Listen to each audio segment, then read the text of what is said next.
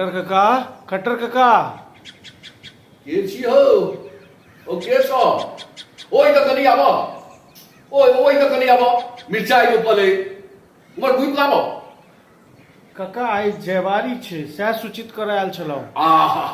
जयवारी छै हे अब सीधे आबि जा कोनो दिक्कत नहीं तू चारिटा ढंगाए जते त की हेतै आवा बैसा ओ भोज में हेतै की सब भोज में छै काका दही चूड़ा चीनी।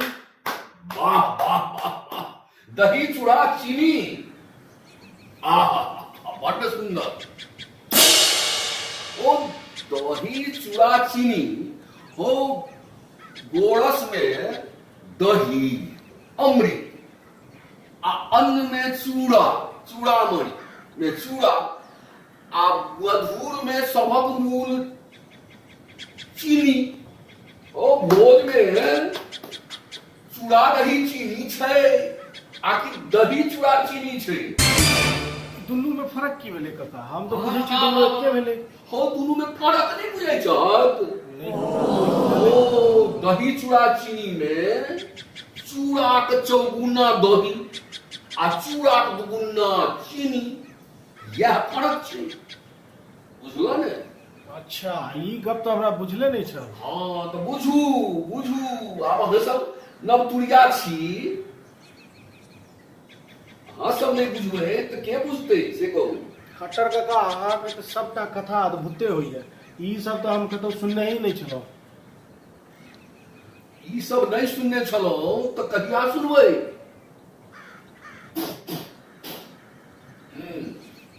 हमरा कह बुझल जे दही चूड़ा चीनी में चूड़ा भूलो दही घुरलो आ चीनी स्वरलो के आनंद होइत अछि एहिमे तीनूक जोग तऽ बुझह त्रिवेणी संगम हमरा तऽ बुझह जे आनंद अबैत अछि। देखू असल शब्द छै दही आर चीनी होइया गरदा ओ भेल रज आ चूड़ा रुक्ष होइया ओ भऽ गेल तम ताई अपना सभक देश में एखनो कहै छै एकरा तमहा चूड़ा। आश्चर्य गप एहि दिस तऽ हमर ध्याने नहीं गेल छल। ओ सुनो तोरा हम व्याख्या कऽ के बुझबै छियै तम के मतलब भेलै अंधकार जहन पात पर छुछ चूड़ा पड़ै छै तो बुझो आँखिक आगा अन्हार लगै छै आ ओहि पर जहन दही पड़ै छै सरवा के सरवा तखन बुझो जे आँखिक आगा इजोत हो जाइ छै आ ओहि पर जहन चीनी पड़ै छै तो तीनू मिल कऽ बुझो जे दही चूड़ा चीनी बड़ा पियगर भऽ जाइ छै। धन्य छी खट्टर काका जे ने सिद्ध कऽ दिया।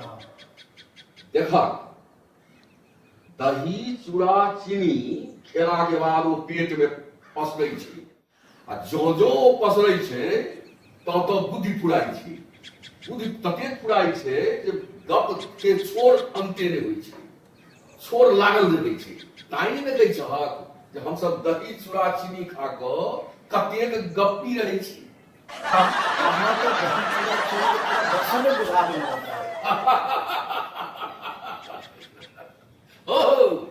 अहिना जे को निमंत्रण देबो ले अबैत रहबो तो सब ने तोरा दर्शन हम बुझा देबो।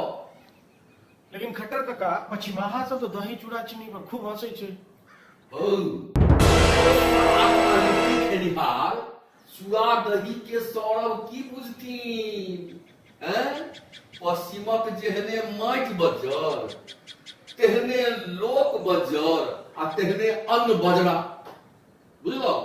अपना मिथिलाक भूमि सरस भोजन सरस लोको सरस अनादि काल सँ हमरा सबके दही चूड़ा भोजन करैत करैत सोनिक एतेक ने ठंडा भऽ गेल अछि जे आइ तक कहियो मैथिल सबके कोनो युद्ध लड़ाई देखलहक। अरे काका अहाँ तो कहाँ से कहाँ सह चला दै छियै बीच बीच में तेहन ने मार्मिक व्यंग कऽ दै छियै ने जे व्यंग नहीं यथार्थ कहै छियो। देखो भोजन सँ प्रकृति बनै छै। चाली माटि खा कऽ माटि में मिलल रहैत अछि, बुझलहुँ। आ सांप सब बसात पीर कऽ फनकैत रहैत अछि। साहेब सब डबल रोटी खा कऽ फूलल रहैत अछि, बुझलहुँ। आ किछु लोग मुर्गा खा कऽ मुर्गा जकाँ लड़ैत रहैत अछि, बुझलहुँ। आ हमरा लोकनि साग आ भाटा खा कऽ साग भाटा बनल रहै छी, एक दूसरा के विभक्त करैत रहै छी। हमरा सब भातक प्रेमी छी, एक दूसरा के विभक्त करैत रहै छी। आ द्विदल यानी दालि सँ हमसब एकोटा दल में नहीं रहै छी, एकोटा समूह बना कऽ नहीं रहै छी, बुझलहुँ। वाह कका, की अलंकारक छटा। केवल अलंकारे नहीं, विज्ञानो छै। कोनो जाति के स्वभाव बुझबाक हो तो ओकर देखिए जे ओकर प्रधान मधुर की छियै। तकर कका अपना सबक प्रधान मधुर की थी? ओ अपना सबक प्रधान मधुर थी खाजा। देहात में मिठाई कहऽ के मतलब भेल खाजा, खाजे पदोइ छै। आ खाजा ने रसगुल्ला जकाँ स्निग्ध होइए, ने लड्डू जकाँ ठोस, बुझलहुँ। तें हमरा लोकनि में ने बंगाली वाला स्नेह अछि आ ने पंजाबी वाला दृढ़ता, बुझलहुँ। तखन खाजा में प्रत्येक परत फराक फराक रहै छै, से अपनो सब में रहिते अछि। वाह कका, ई तो अहाँ चमत्कार कहलहुँ, एकदम चमत्कार कहलहुँ, एकदम बोली बाबू। एहिठाम बात नहीं बजै छी। वास्तव में खट्टर कका अहाँ ठीके कहै छी। गाम गाम में गुलैसी, घर घर में पट्टीदारी झगड़ा, कचहरी में तो बुझू पागे पाग दिखाई दै छै। से किया? एकर कारण जे हमरा लोकनि जे आमिल मिरचाई खाइ छी, आमिल मिरचाई बेसी खाइ छी, तीख चोक बेसी खाइ छी, तीतो में कम रुचि नहीं है। नीम भाटा करेला पटुआ के झोर जय गुण कारण में रखते सैहने कार्य में प्रकट देते हैं। कट्टा अम्लता तिक्तता हमरा लोकनि अंग बनि गेल अछि, बुझलहुँ। स्वाद हमसब अपना में एतेक कटाक्ष करै छी। लेकिन बंगाली सब में एते प्रेम किया नहीं छै? वो सब प्रत्येक वस्तु में मधुर के जोग दै छै। दालियो मीठ, माछो मीठ, चटनियो मीठ, तखन कोनो में माधुरी रहतै हैं? अपनो जाति में आ बिना मीठक व्यवहार होबे लागै तखन ने हैं? तेरा हम कहै छियौ जे अपना जाति में जो संगठन बनावक हो तो मधुरक बेसी प्रयोग करो, बुझलो। केवल सभा केने नहीं चलते, गांव से दुगोला दूर करवा दुओ